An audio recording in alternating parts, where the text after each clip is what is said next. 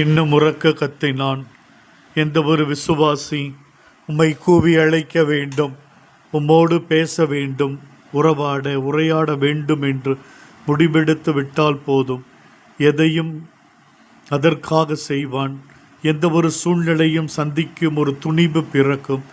எத்தனை 1000 பேர் எதிரே வந்தாலும் ஒரு கை பார்த்து விடலாம் என்கிற தைரியம் மலரும். இந்த தைரியம் எங்கிருந்து பர்த்திமேயுக்கு வந்தது? அவன் ஒரு கண் தெரியாதவன், பிச்சைக்காரன், வாழ்க்கை தரம் தாழ்த்தப்பட்டிருந்த சூழ்நிலையிலும் அதட்டினால் அடங்கி போகக்கூடிய சூழலில் இருந்தவன்.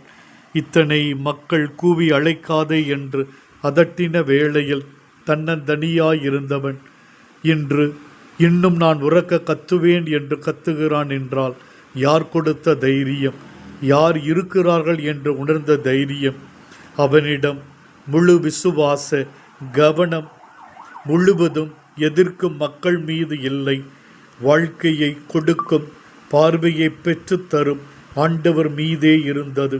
கண்களை பதிய வையுங்கள் என்று அழைத்தீரே, கண்களை பதிய வைத்தான், பார்வை பெற்று கொண்டான்.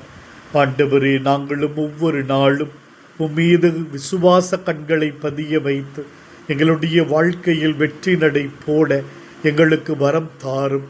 இந்த நாள் முழுவதும் எங்களை வழி நடத்தியருளும்.